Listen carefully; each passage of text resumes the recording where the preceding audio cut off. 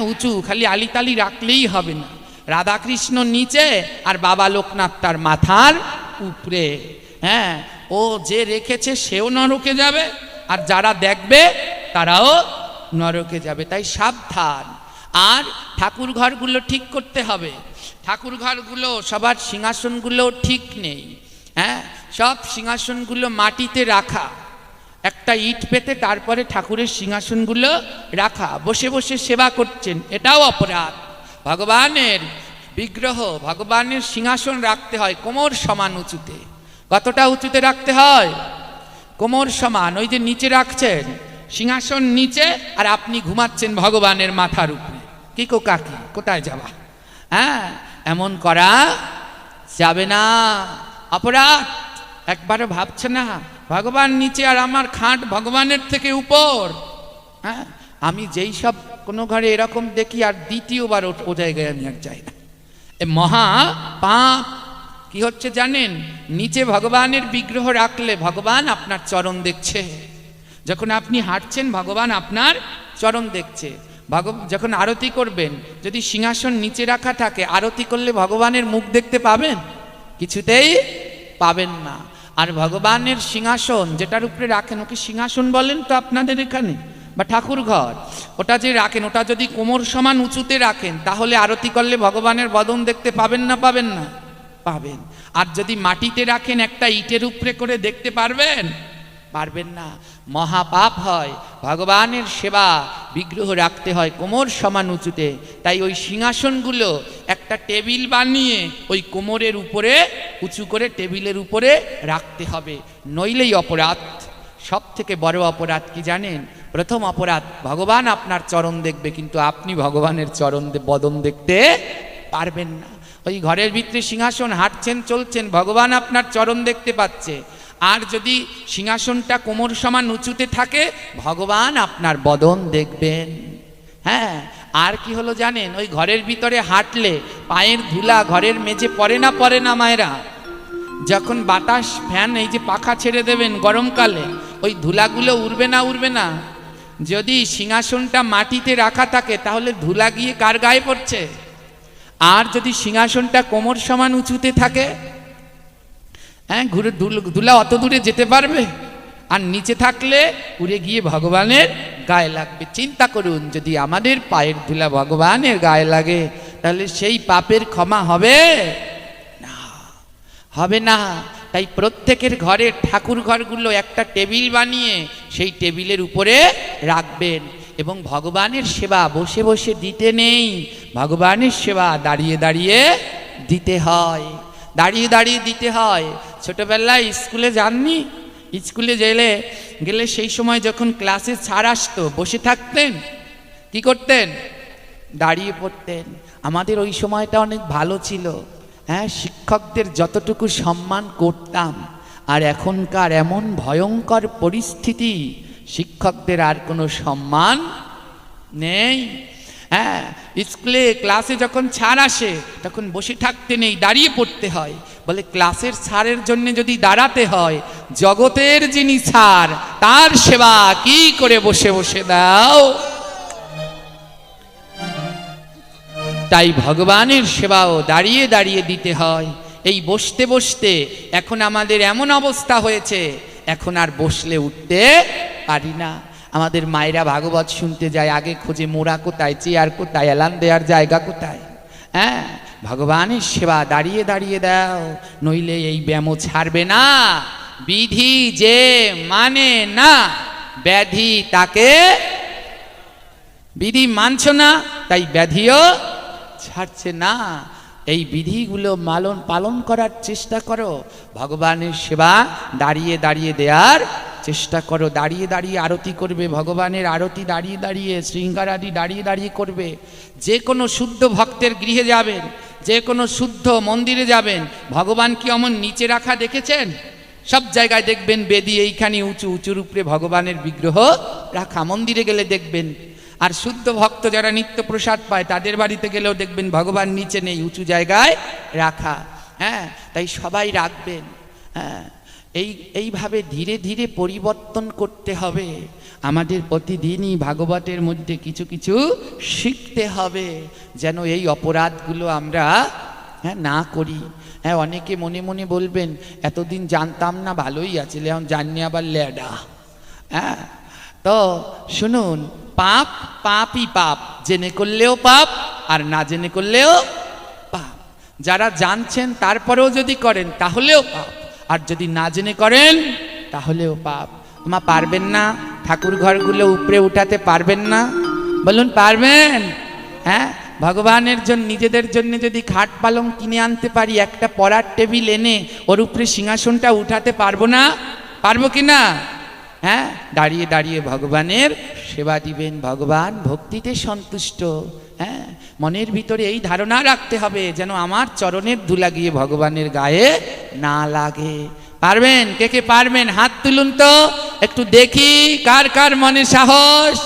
জয় নিতাই, জয় জয় শ্রী নিতাই গৌর প্রেমানন্দে।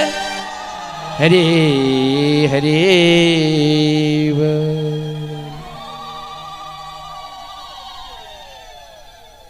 ধন্য, জয় নিতাই। বিগত দিন আমরা এক ভক্তের কথা শ্রবণ করেছিলাম, কিন্তু সম্পূর্ণ করতে পারিনি। ভক্তের নাম কি মনে আছে? কালকে আমরা যে ভক্তের কথা শ্রবণ করেছিলাম সে ভক্তের নাম কি? তিরুপ্পান। বা সে ভক্তের নাম তিরুপ্পান। মেলায় গিয়ে কি পেয়েছিল? ভগবানের বিগ্রহ পেয়েছিল। সে বিগ্রহ কি আস্ত ছিল না ভাঙা? এখন কি ভাঙা আছে? কি হয়ে গেছে? কবে লাগলো? এই জোড়ার লেগে গেছে।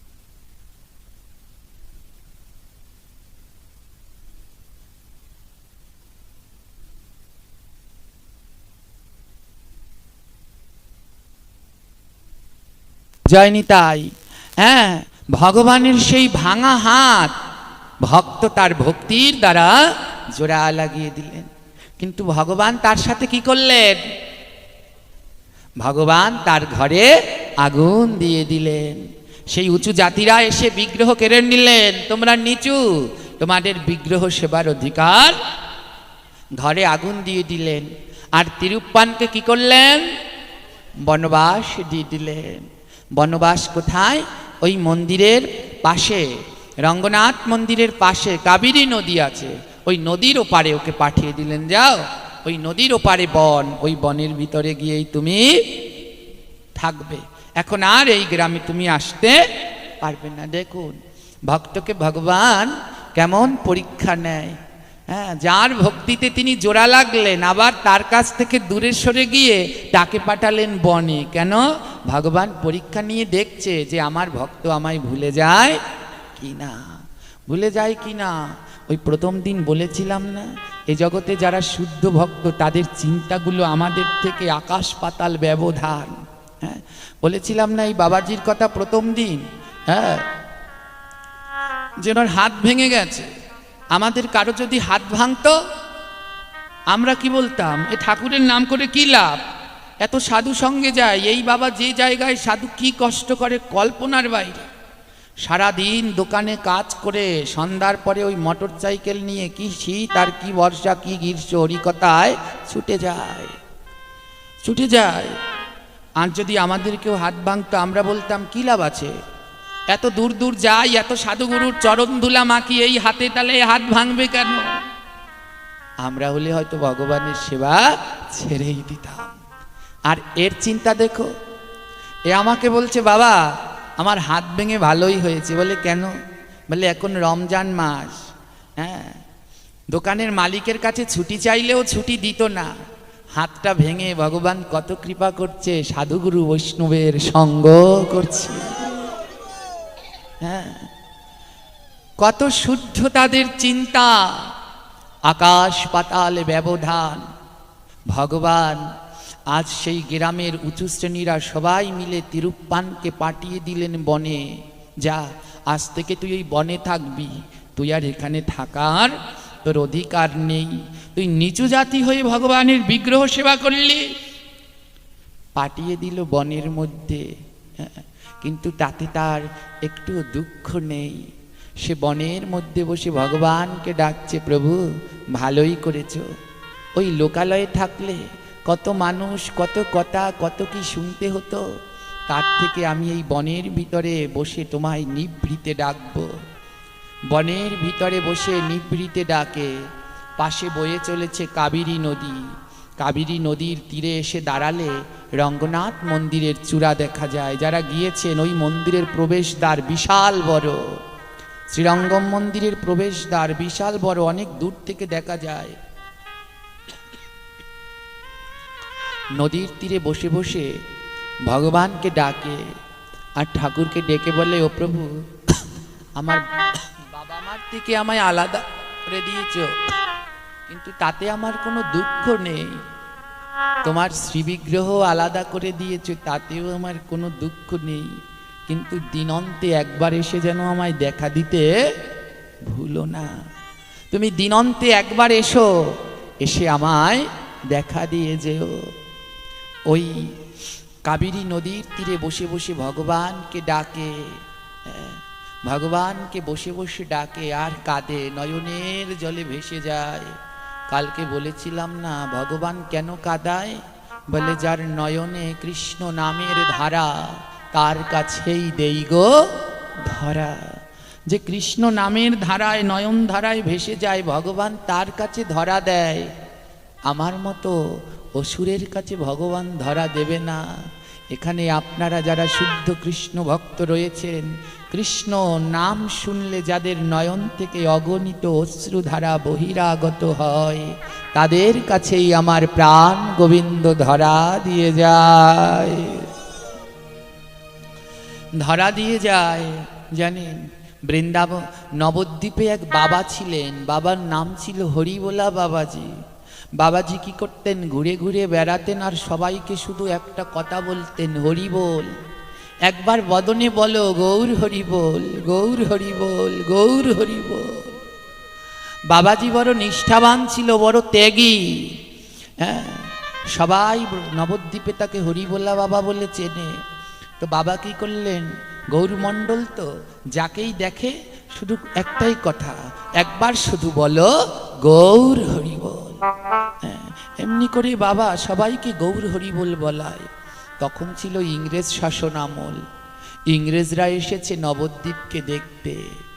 ইংরেজরা তো আর বাংলা বোঝে না, ইংরেজরাও এসেছে নবদ্বীপ ঘুরে ঘুরে দেখছে। হঠাৎ বাবাজির সামনে পড়ে গেছে, আর বাবাজি ইংরেজদের কাছে গিয়ে বলছে, বলো বাবা গৌর হরি বল। ইংরেজরা তো আর বাংলা ভাষা বোঝে না। ইংরেজ সাহেব ভেবেছে বোধহয় ভিখারি, এমন গায়ে ছেঁড়া জামা টামা। ইংরেজ সাহেব ভেবেছে ভিখারি। পাশে একজনকে বলছে, ওকে কিছু টাকা দিয়ে দাও, ভিক্ষা দিয়ে দাও। কেমন বলছে দেখো না, ভিক্ষা চাইছে, ওকে ভিক্ষা চাইছে। ও বলছে, তুমি একবার বলো গৌর হরি বল। কিন্তু ইংরেজ তো আর তা বলছে না, ইংরেজ মনে করছে বোধহয় ভিক্ষা চাইছে। কিছু টাকা নিয়ে দেয়া হলো, নিন এই টাকা নিয়ে চলে যান। ইংরেজরা ইংরেজিতে বলছে, নিন এটা নিয়ে চলে যান। বাবাজি বলছে, আমার টাকা চাই না, শুধু মুখে একবার বলো গৌর হরি বল। বাবাজি বলছে, ও সাহেব একটা বার বলো গৌর হরি বল। আহা, তোমাদের চেহারাগুলো কি সুন্দর, আমার গৌরের মতো লম্বা, একেবারে গৌরের মতো ভরসা গায়ের রং। তোমরা আমার গৌরকে চেনো না সাহেব, একবার বলো গৌর হরি বল। সাহেবরা কিছুই বুঝতে পারছে না বাংলা ভাষা। সাহেবরা টাকা বের করে দিচ্ছে আর ও সরিয়ে দিচ্ছে। এক সাহেব বলছে, হ্যাঁ, এক সাহেব আরেক সাহেবকে বলছে, সাহেব ও বোধহয় এত কম টাকা নেবে না, একটু বেশি দিন। বেশি দিচ্ছে, একটু পর পর বেশি দিচ্ছে, কিন্তু হরিবোলা বাবা সব টাকা ঠেলে ঠেলে সরিয়ে দিচ্ছে। হঠাৎ সাহেব রাগ হয়ে গেল, আরে এই ভিখারির এত রাগ, এত টাকা দিলাম তারপরেও নিচ্ছে না। আদৌ কি সে টাকা চাচ্ছে? জোরে বলবেন, টাকা চাচ্ছে? কি চাচ্ছে? একবার শুধু বদনে গৌর হরি বল বলো। হ্যাঁ, সাহেব রেগে গিয়েছে। পাশে যিনি ছিলে বলছে, চল আমরা চলে যাই। যেই না চলে যেতে শুরু করেছে, হ্যাঁ, হরিবোলা বাবা বলছে, না, আমার এই নবদ্বীপে এসে গৌর হরি বল না বলে আমি কাউকে যেতে। অমনি বাবা গিয়ে সাহেবের পা দুটো জড়িয়ে ধরেছে। বলছে ছাড়বো না ও সাহেব, যতক্ষণ মুখে না বলবে গৌর হরি বল ততক্ষণ তোমার পা ছাড়বো না। দেখুন চরণ দুটো জড়িয়ে ধরেছে, হ্যাঁ জড়িয়ে ধরেছে। এই হলো নামের প্রচার। আজকে একজনই আমায় প্রশ্ন করলেন যে আমরা যে প্রণাম করি, হ্যাঁ একজন আরেকজনকে ধরি, ওর ভিতরের পাপগুলো আমার ভিতরে আসবে না? হ্যাঁ আসবে, কিন্তু যারা প্রচার করতে যায়, যারা উদ্ধার করতে যায়, তারা ওসব আর হবে না। অত বড় এক বাবাজি, ওই সাহেব যে গৌরকেই চেনে না তার পা জড়িয়ে ধরেছে। বলো একবার বলো গৌর হরি বল। বাবাজি বুট জোতা দিয়ে, ওই সাহেব বুট জোতা দিয়ে বাবাজিকে লাত্তি মারছে। লাত্তি দিতে দিতে তার দেহটা ক্ষতবিক্ষত হয়ে যাচ্ছে। যতবার লাত্তি মারছে ততবার গিয়ে পা জড়িয়ে ধরেছে। বললেন না গৌর হরি বল না বললে আমি চরণ। সাহেব বলছে কে কোথায়, একটা চাবুক নিয়ে আয়। চাবুক এনে বাবাজিকে চাবুক দিয়ে মারতে লাগলেন। মারতে মারতে তার পিঠের চামড়া উঠে গেল, রক্ত অঝোর ধারায় রক্ত ঝরে বইতে লাগলো। বাবাজি বলছে যতই মারো মুখে গৌর হরি বল না বললে তোমাদের ছাড়বো না। অনেক মারতে মারতে সাহেব ক্লান্ত হয়ে গেছে, বাবাজির গায়ের চামড়াগুলো উঠে গেছে, রক্ত ঝরছে। পাশের লোক সব ছুটে এসেছে, আহা হরিবোলা বাবাজিকে মারছে, এত বড় ত্যাগী সাধুর গায়ে আঘাত দিচ্ছে। কিন্তু কেউ তো ইংরেজদের কথা বুঝতে পারছে না। এক লোক ইংরেজি বুঝতে পারে, সে ছুটে এসেছে, আরে সাহেব এ কি করছেন? সাহেব বলছে এই ভিখারিটা বারবার ভিক্ষা চাইছে, টাকা দিচ্ছি কিন্তু বারবার পা জড়িয়ে ধরছে। সেই লোক কেঁদে বলছে সাহেব ও আপনার কাছে টাকা চাইছে না, ও আপনাকে বলছে একবার গৌর হরি বল বলেন। সাহেব বলছে এটা কি? ওই লোক বলছে এই গৌর হরি হলো কলিযুগের পাবন অবতার। একবার যদি কেউ মুখে গৌরাঙ্গের নাম লয় তার জন্মে জন্মের পাপ রাশি ভস্মীভূত হয়ে যায়। বাবাজি শুধু আপনাকে বলছে এমন দুর্লভ জন্ম পেয়ে একটিবার মুখে বলুন গৌর হরি বল। সাহেবের দুটি নয়নে জল। কি বলছো? শুধু গৌর হরি বল বলার জন্যে ও এমন করে আমার পা দুটো জড়িয়ে ধরেছে যেন আমি গৌরের নাম বলে উদ্ধার হই। আমাকে উদ্ধার করবার জন্যে এই বাবাজির এত দয়া। এই বাবাজি কে? নবদ্বীপের লোক একজন বলছে এ হলো সেই গৌরের ভক্ত। সাহেব বলে আহা, যে গৌরের ভক্তের এত দয়া, তাহলে সেই গৌরাঙ্গের না জানি কত দয়া। তার ভক্তের হৃদয়ে এত দয়া, তাহলে তার হৃদয়ে না জানি কত দয়া। সাহেবের সাথে যারা পার্শ্ব দিলেন, সাহেবের সাথে অন্য যারা সাহেব এলো, সাহেব তাদেরকে বলছে যাও। সাহেব তার পোশাকগুলো খুলে দিয়ে দিল, দিয়ে বলছে যাও তোমরা আমার দেশে ফিরে যাও, আর আমার মায়ের কাছে গিয়ে আমার এই পোশাকগুলো দিয়ে দিও। অন্যরা বলছে কেন? বলে আমার মা যদি জিজ্ঞেস করে আমি কোথায়, তোমরা গিয়ে আমার মাকে বলো আমি গৌরের নামে বাহু তুলে রওনা দিয়ে দিয়েছি।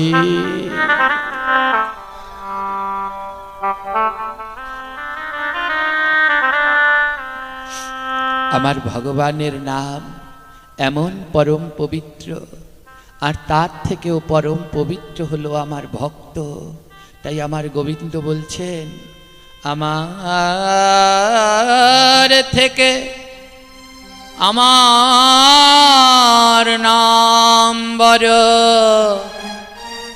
নামের থেকে আমার ভক্ত বড়। আরে ভক্তের থেকে ভক্তের নাম আর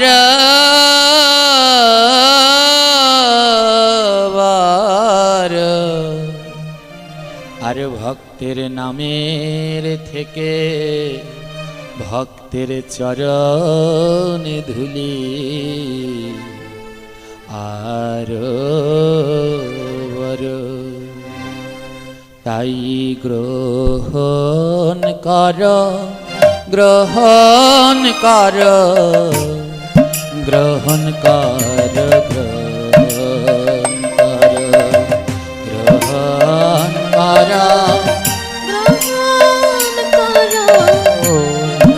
গ্রহণ কর, গ্রহণ কর, গ্রহণ কর, গ্রহণ কর, গ্রহণ কর,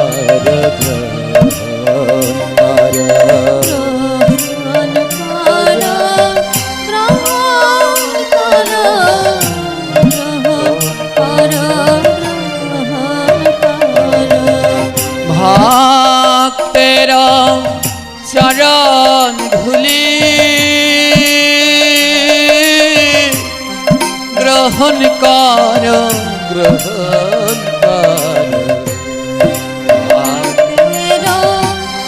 চরণ ধুলি গ্রহণ কর, গ্রহণ কর, গ্রহণ কর, গ্রহণ কর, গ্রহণ কর, গ্রহণ কর, গ্রহণ কর, হরি বল, হরি বল, গ্রহণ কর, গ্রহণ কর, যত পার তত কর, যত তত কর, যত পার তত কর, তত কর, ভক্তের চরণ ধুলি গ্রহণ কর, গ্রহণ কর, গ্রহণ কর, গ্রহণ কর, গ্রহণ কর, গ্রহণ কর, গ্রহণ কর, গ্রহণ কর। আর এই দিকে তিরুপ্পান আমার কাবেরী নদীর তীরে ওই মন্দিরের চূড়া দর্শন করছে আর ভগবানকে ডাকছে, বলে দেখা দাও, দেখা দাও, দেখা দাও, দেখা দাও, রাধে রাধে,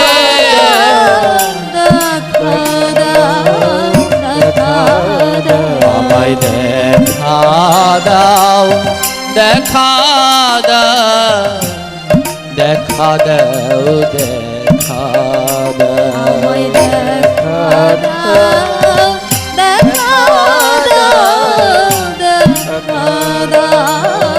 দেখা দাও, তুমি কোথায় আমার শ্যাম সুন্দর, কোথায় আমার শ্যামা সুন্দর, কোথায় আমার শ্যাম সুন্দর, আমার শ্যামা সুন্দর, দেখা দাও, দেখা দাও, দেখা দাও, দেখা দাও,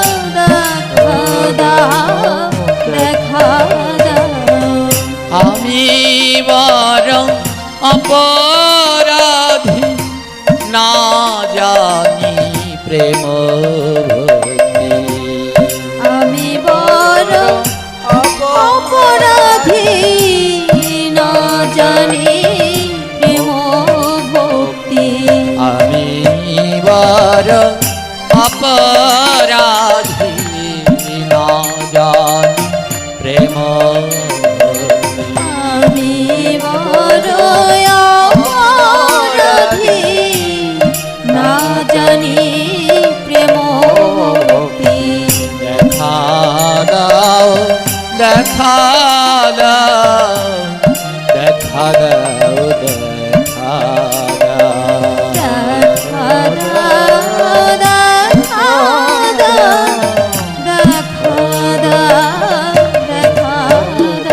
তুমি কোথায় আমার শ্যাম সুন্দর, কোথায় আমার শ্যাম সুন্দর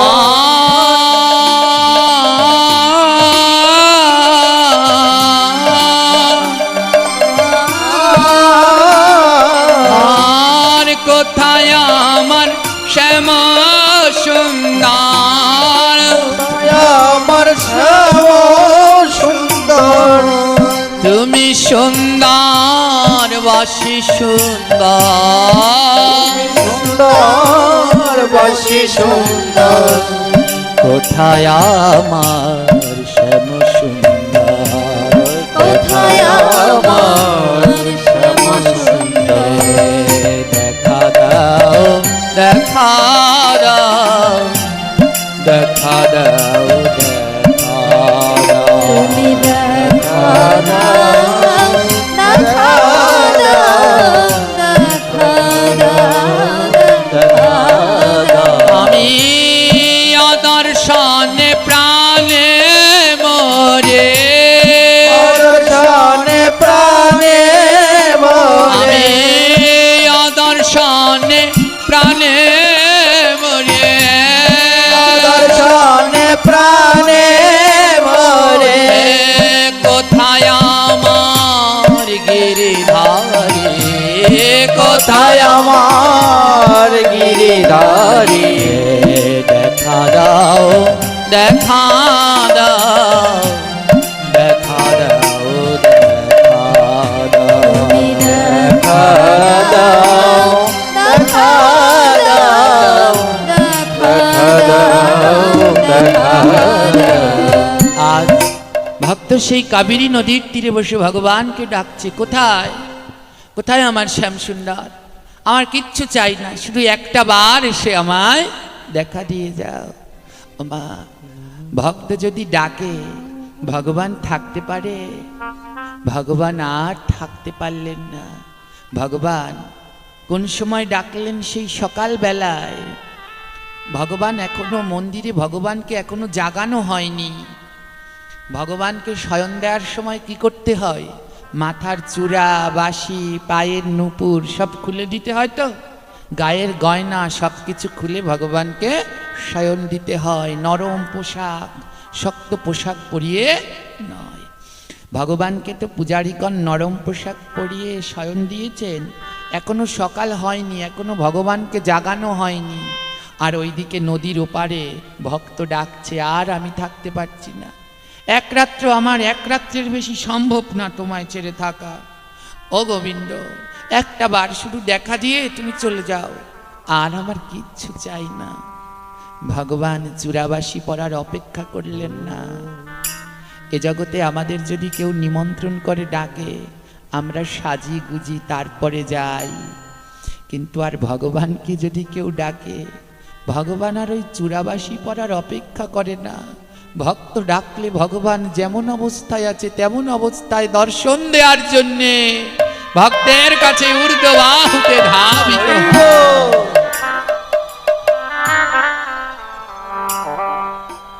ভগবানের মাথায় চূড়া নেই হাতে বাঁশি নেই মাথায় চূড়া নেই হাতে বাঁশি নেই কোমরে বিছা নেই সেই গায়ে সেই সামান্য পোশাক পরানো সূক্ষ্ম পোশাক সেই পোশাকেই ভগবান ছুটে গেলেন না আমার ভক্ত ডাকছে ভগবান ছুটে গেলেন মধ্যখানে কাবেরী নদী ছোট্ট কাবেরী নদী বইছে এপারে মন্দিরের ঘাটে গিয়ে ভগবান দাঁড়িয়েছেন আর ওপারে জঙ্গলের ভিতরে ভক্ত দাঁড়িয়ে আছে ভগবান ডাকছে তিরুপ্পান তিরুপ্পান নয়ন জলে চোখ বন্ধ করে ডাকছে তো তিরুপ্পান বলছে আজ আমি আর কারো ডাক শুনবো না যতক্ষণ আমার গোবিন্দ না আসবে আমি কারো ডাক শুনবো না চোখ বন্ধ করে ভগবানকে ডেকেই চলেছে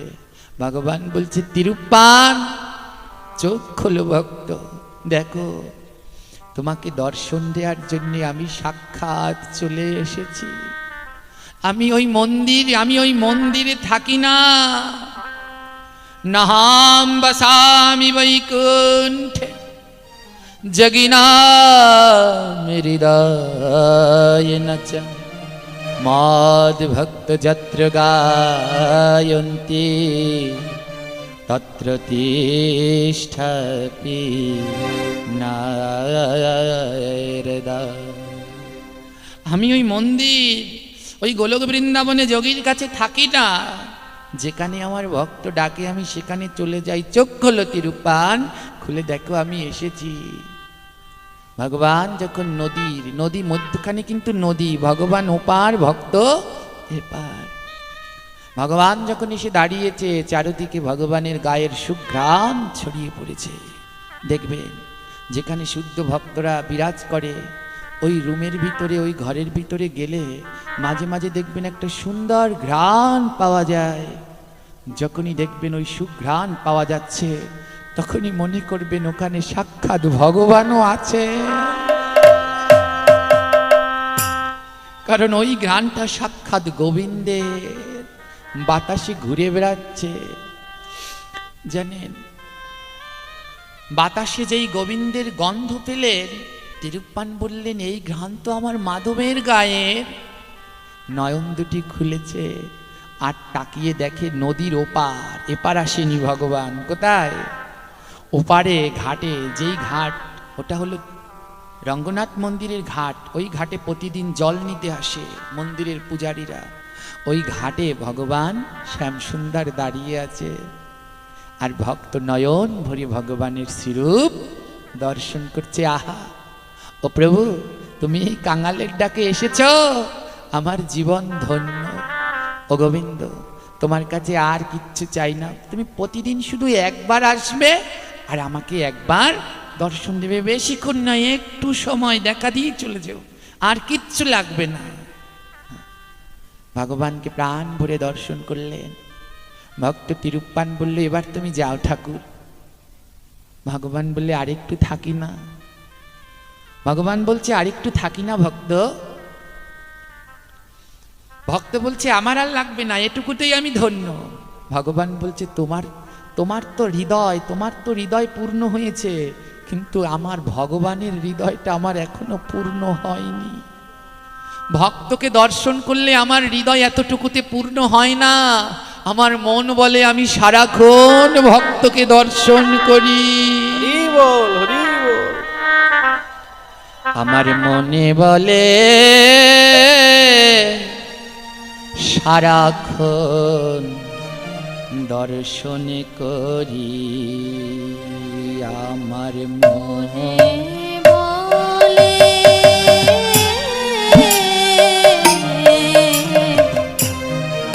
সারাক্ষণ দর্শন করি। ভক্তের বদনখানি যেন ভিতের খনি।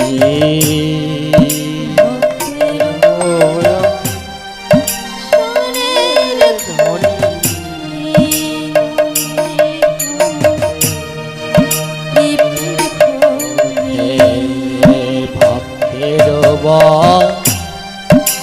বদনখানি যেন অমৃতের খনি। ভক্তের বদনখানি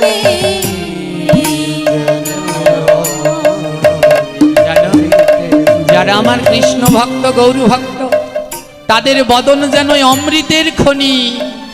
কাউকে যদি অমৃত দেয়, সে যতই পাবে অমৃত খেতে চাইবে। বলে ভক্তের বদন অমৃতের মতো, যত দর্শন করি মনে চায় ততই দেখি, সারা দিন দেখি, সারা রাত দেখি, সারা মাস দেখি, সারা বছর দেখি, জন্মে জন্মে শুধু ভক্তের বদন দর্শন করি। আর ভক্তের অঙ্গ খানি যেন অমৃতের খনি। ভক্তের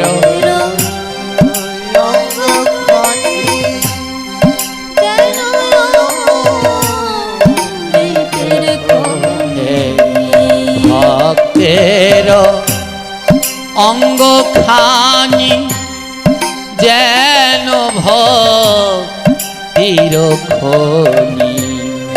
ভক্তের অঙ্গখানি যেন ভক্তির খনি। বদনটা তো অমৃতে, ভক্তির বদন অমৃতের খনি, আর অঙ্গ অঙ্গ হলো ভক্তির খনি। তাই আমার মনে চায় কি জানো, আমি ভক্তের অঙ্গ পরশ করি, ভক্তের অঙ্গ পরশ করি। আমি ভক্তের অঙ্গ পরশ করি, ভক্তের অঙ্গ পরশ করি। ওই অঙ্গ যেন ভক্তির খনি, অঙ্গ যেন আরাধে খনি। আমার ভক্তের অঙ্গ যেন ভক্তির খনি। অঙ্গ যেন ভক্তির খনি। তাই পরশ করি, পরশ করি, পরশ করি, পরশ করি, পরশ করি, পরশ করি, পরশ করি, পরশ করি। আহা, ভক্তের বদন যেন অমৃতের খনি। তাই মন বলে সারাক্ষণ ভক্তের বদন দর্শন করি। আর অঙ্গটা তার ভক্তির খনি, তাই মন বলে তার অঙ্গটা বারবার পরশ করি, যেন ওই অঙ্গ থেকে কিছু ভক্তি আমিও পাই। আর কি জানো, ভক্তের চরণ খানি যেন বৈতরণী। ভক্তের রাধে। চরণখানি যেন বৈতরণী। আমার কৃষ্ণ ভক্তের চরণ খানি যেন বৈতরণী। আমার কৃষ্ণ ভক্তের চরণখানি যেন বৈতরণী। আমার গৌর ভক্তের চরণ খানি যেন বৈতরণী। আমার গৌর ভক্তের চরণখানি যেন বৈতরণী। আমার গৌর ভক্ত কৃষ্ণ ভক্তের চরণ দুটো দেখলে মনে হয় যেন বৈতরণী।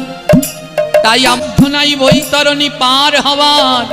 তাই আমি কি করব জানো, আমি ভক্তের চরণ ধরে রব, বৈতরণী পার হব। আমি ভক্তের জয় জয় শ্রী তাই গৌর প্রেমানন্দ, একবার গৌর হরি বল। বৈতরণী পার হব। ভক্তের চরণ ধরে রব, বৈতরণী পার হব। আমি ভক্তের চরণ ধরে রব, বৈতরণী